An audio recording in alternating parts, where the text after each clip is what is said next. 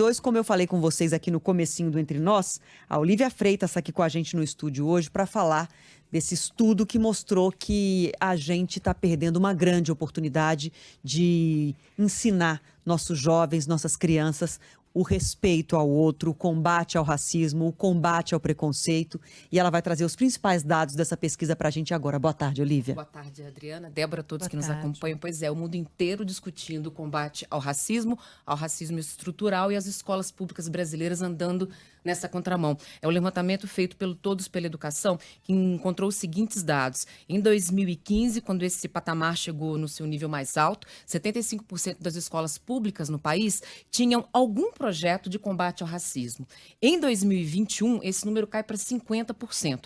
É o mesmo que dizer que 50% das escolas brasileiras simplesmente não tratam o tema, não tem um combate intencional ao racismo estrutural. Ignoram o assunto. Ignoro, que é diferente de você trabalhar a temática da história da África, que é suficientemente importante. Há 20 anos a gente tem uma lei que obriga as escolas a trabalhar esse conteúdo, inclusive, mas é mais que isso, é entender que há um racismo estrutural e ele precisa ser combatido com ações específicas nas escolas, que inclusive é uma determinação da Constituição, a formação da pessoa como cidadã, além do conteúdo que é ensinado. E quando a gente vai para outros aspectos, como, por exemplo, homofobia e machismo, aí a situação fica drástica mesmo. 25% só das escolas brasileiras têm algum conteúdo para combater homofobia ou machismo. Isso era 43% das escolas, 43% das escolas em 2017. Então a gente teve uma pauta de costumes muito enraizada nesses últimos anos, que acabou colocando fora da discussão assuntos fundamentais,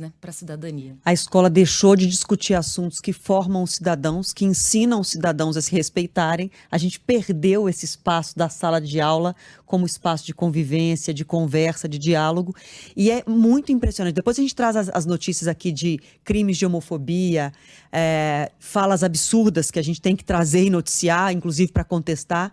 75% das escolas ignoram o ensinamento de respeitar o próximo e as questões de homofobia. A gente está perdendo a chance de discutir sexualidade nas escolas, Exato. de discutir, a gente traz notícia de esporte, a torcedora do Palmeiras que foi morta de forma violenta. A gente está perdendo espaço de discutir todos esses assuntos que nos dizem respeito, e que a gente está deixando de conversar na escola. Violência, machismo, homofobia, racismo. Lembrando, claro, que todos esses assuntos são abordados com mais frequência quando há uma política de Estado direcionada para isso. Por exemplo, quando a gente tem Ministério da Saúde, secretarias estaduais e secretarias municipais de educação alinhadas nesse engajamento, as escolas vão junto no processo, porque vem uma orientação para as diretoras, para tudo mais. Quando isso não acontece, fica à mercê da iniciativa das próprias escolas. E, Adriana, onde essas iniciativas acontecem, Adriana e Débora, é impressionante ver como elas criam raízes e modificam.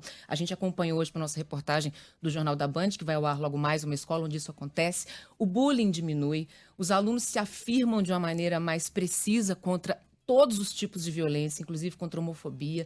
E a escola consegue, inclusive, o engajamento dos alunos em sala de aula em diversas ações, porque eles se sentem pertencentes da escola. É excepcional o resultado positivo quando isso acontece.